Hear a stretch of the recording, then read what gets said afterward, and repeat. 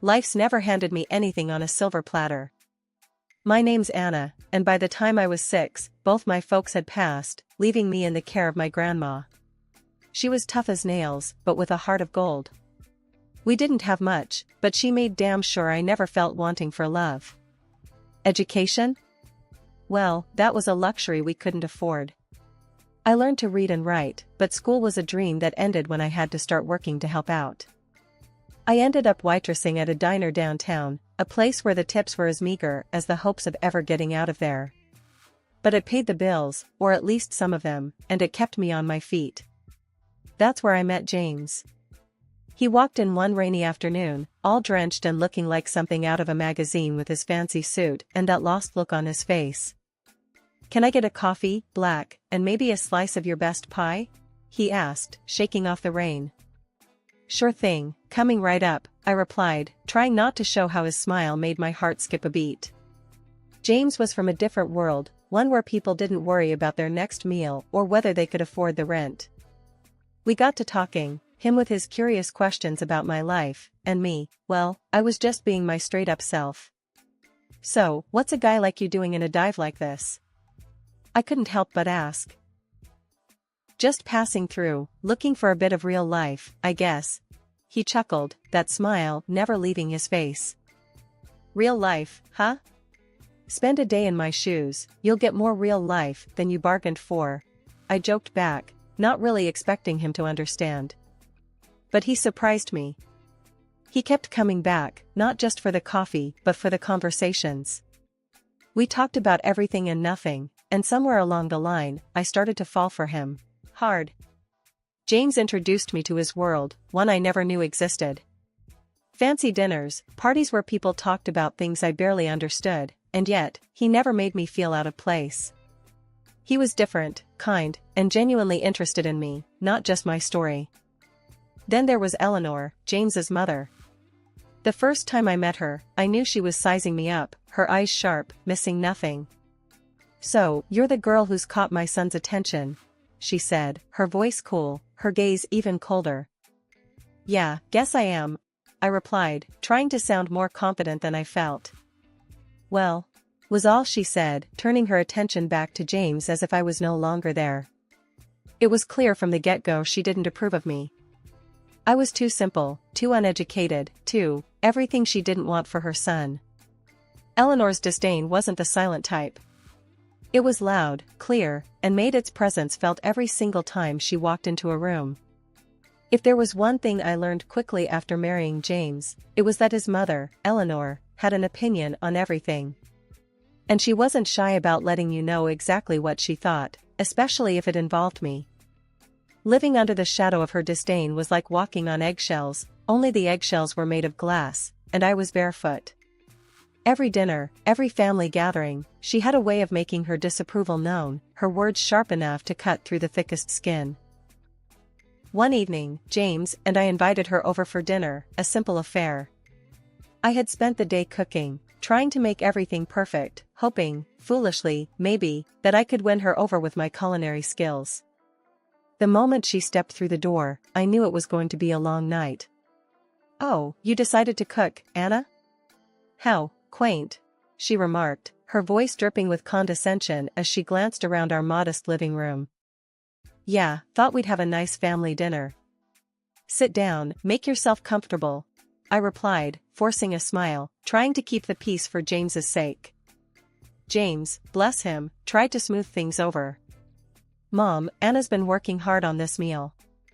Let's just enjoy the evening, okay?" Dinner was a battlefield. With every dish I served, Eleanor had a comment. "This is interesting, Anna. Not what I would have chosen, but I suppose it's edible." I clenched my jaw, counting to 10 in my head. "Glad you think so. Tried something new tonight." James shot me a sympathetic look, his way of saying, "Just ignore her." But ignoring Eleanor was like trying to ignore a hurricane in your living room. The real kicker came when we were talking about Lily's upcoming school year. "I've been looking into schools for Lily," Eleanor began, her tone suggesting she had already made decisions. "The local public school simply won't do."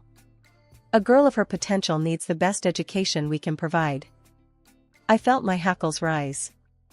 James and I have been discussing schools. We think the local school is just fine. Eleanor turned her sharp gaze on me. Anna, with all due respect, what do you know about education? Your background doesn't exactly scream expertise in the matter. That stung. I could feel James tense up beside me, but before he could say anything, I jumped in. My background might not be fancy, Eleanor, but I know plenty about making the best out of what you've got. Lily will be fine. The rest of the evening passed in tense silence. After Eleanor left, James tried to apologize. Anna, I'm sorry. She's just set in her ways? Yeah, I've noticed, I interrupted, not wanting to hear excuses for her behavior. It wasn't just the dinners or the snide remarks about my cooking or our home. It was the way she treated me, like I was an inconvenience, a mistake her son had made. But I wasn't about to let her walk all over me. I had faced tougher things in my life than Eleanor's disdain. What bothered me most was the way she talked about Lily, as if I had no say in my daughter's upbringing. The thought of her undermining me with Lily, teaching her to look down on where she came from, made my blood boil. James was caught in the middle, I knew that. He loved his mother, but he loved me and Lily too. We'll figure this out, Anna. I promise, he said, pulling me into a hug.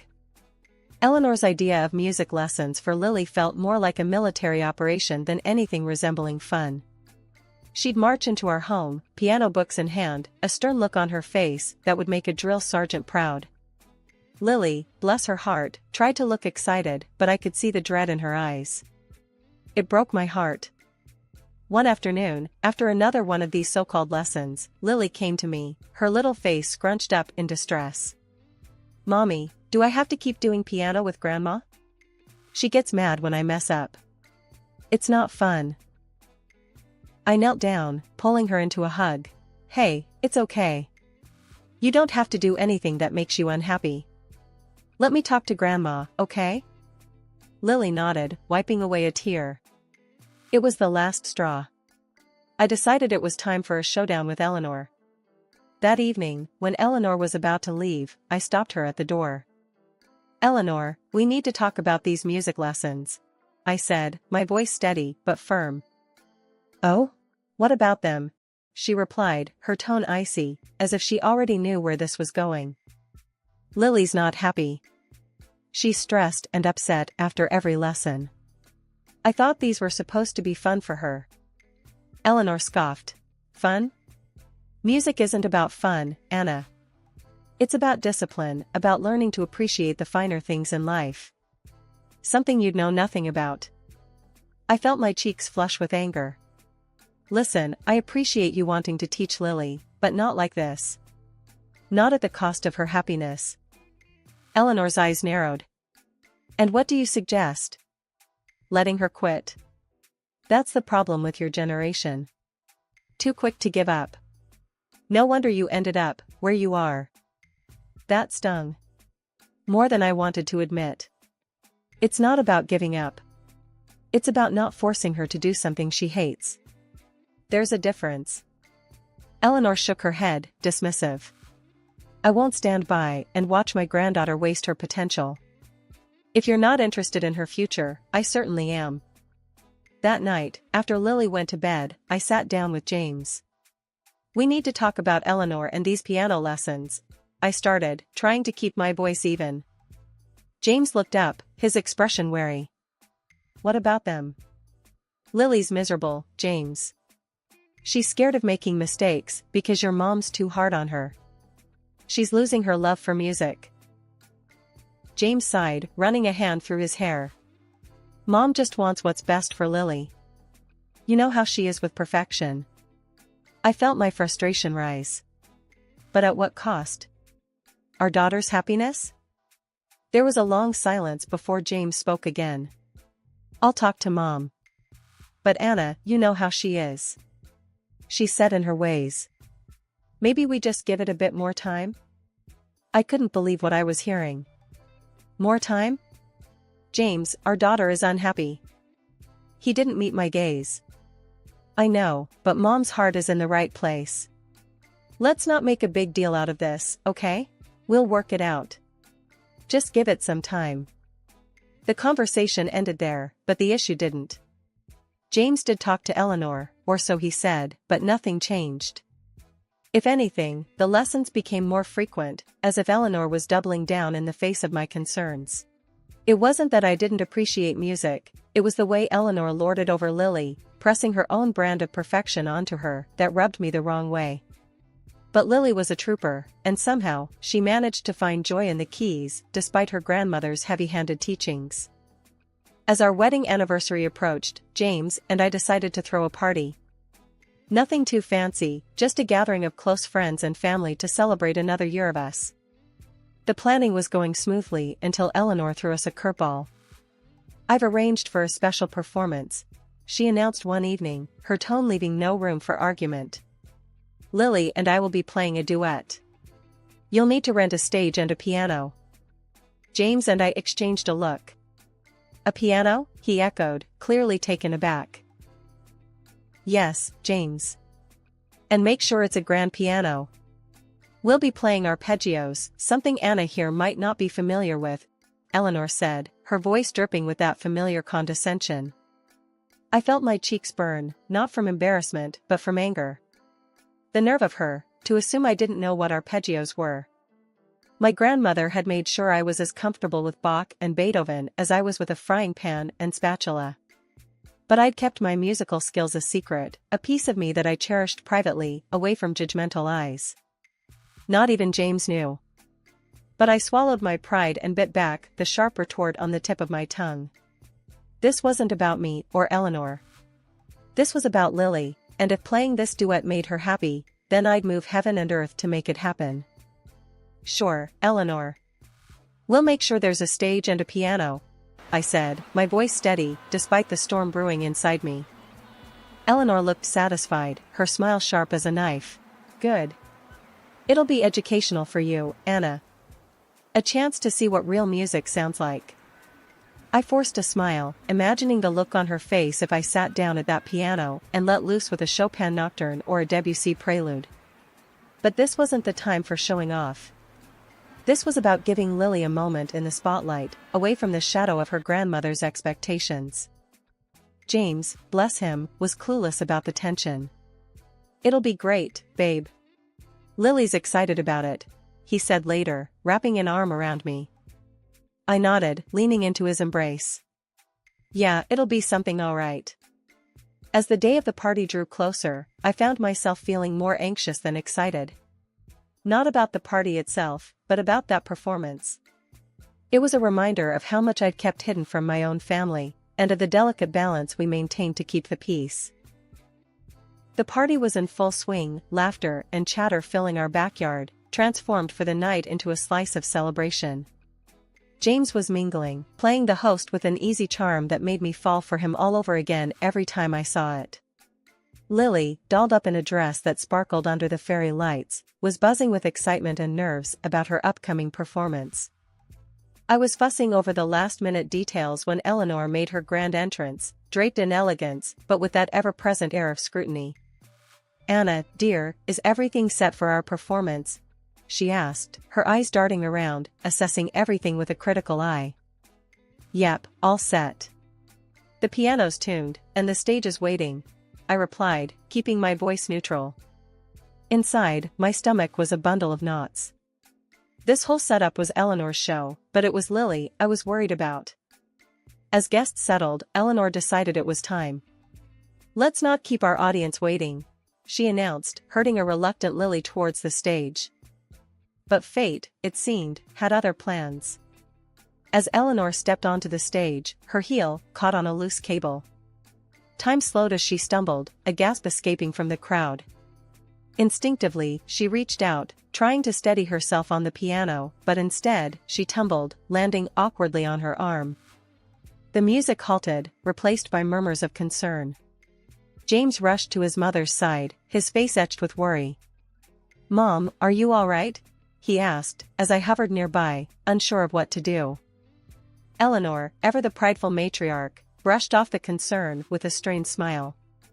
I'm fine, just a little mishap. The show must go on, she insisted, though her voice betrayed a hint of pain. James wasn't convinced. Maybe we should cancel the performance, Mom. You need to get that checked. But Eleanor wouldn't hear of it. Absolutely not. We've prepared for this, and we will perform, she said, her tone brooking no argument. I glanced at Lily, who looked more frightened than ever. I wanted to scoop her up and tell her she didn't have to go through with this, but Eleanor was already positioning her at the piano. The performance started, and it was clear from the first note that something was off. Eleanor's playing was hesitant, the fluid grace she usually possessed replaced by a stilted awkwardness. The pain from her fall was evident in every note she missed, every chord that came out wrong. A murmur ran through the assembled guests as the performance went on. It wasn't long before some couldn't hide their amusement, their whispers turning into barely suppressed chuckles. The sight of Eleanor, always so poised and in control, struggling to play basic arpeggios because of her injured arm was, I had to admit, a bit funny in a tragic sort of way. But my heart went out to Lily, caught in the middle of this farce, her eyes darting between the keys and her grandmother, a look of sheer panic on her face. The performance, meant to be the highlight of the evening, turned into a comedy of errors, with Eleanor's pride leading the charge. Despite the awkwardness of the situation, I couldn't help but feel a twinge of sympathy for her. There she was, trying to maintain her dignity in front of an audience that found her predicament amusing. It was a humbling moment for someone who seldom found themselves anything less than perfect.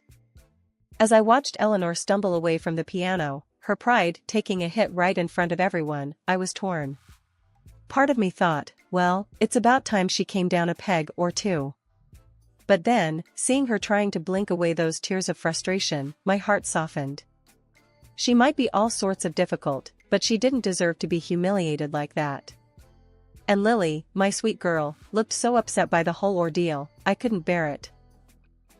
Eleanor, her face a mask of disappointment mixed with pain, slowly moved aside. That's when I made my decision.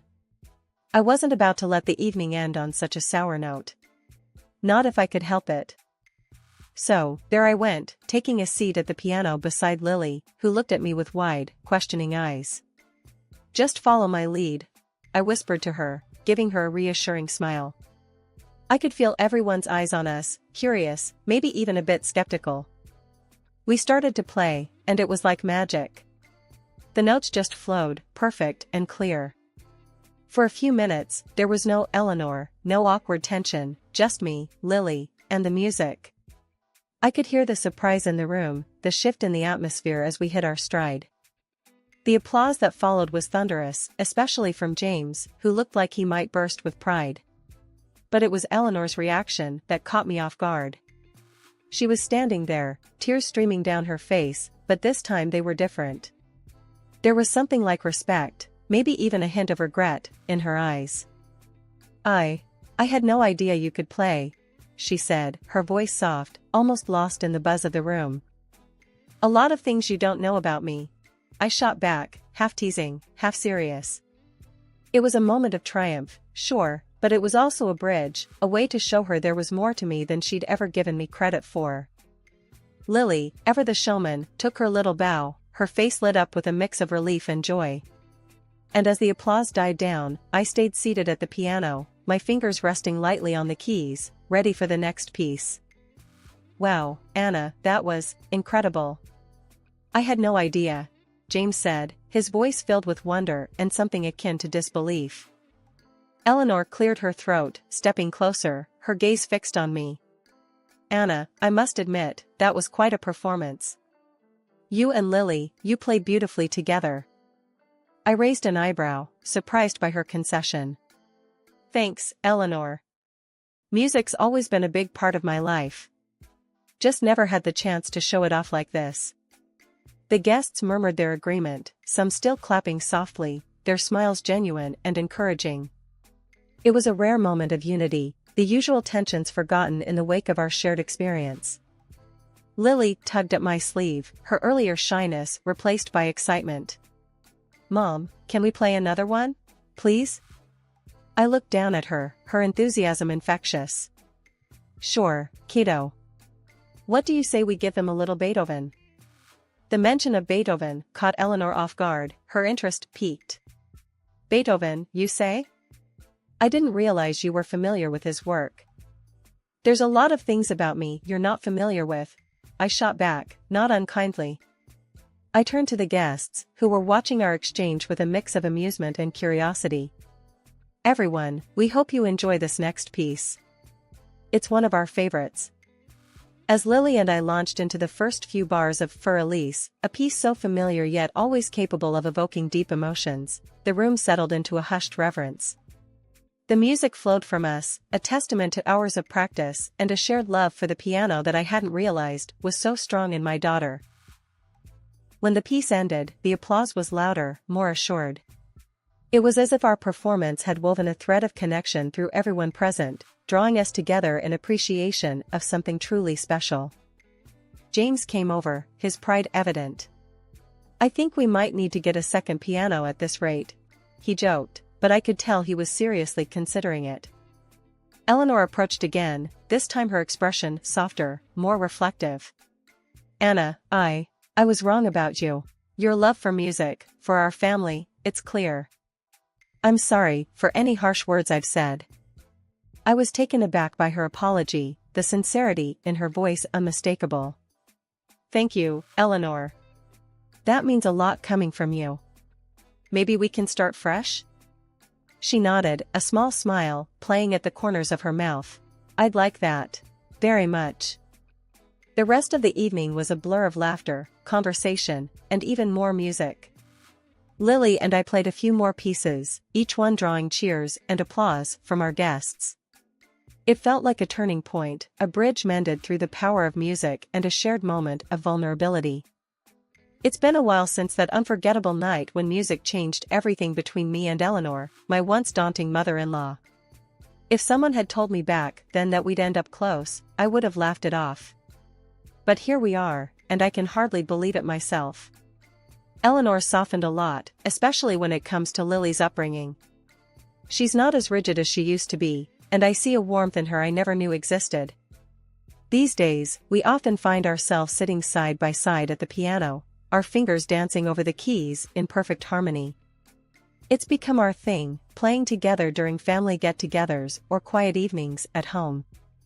Who would have thought? One evening, as we finished a particularly challenging piece, I turned to Eleanor, unable to hide my grin.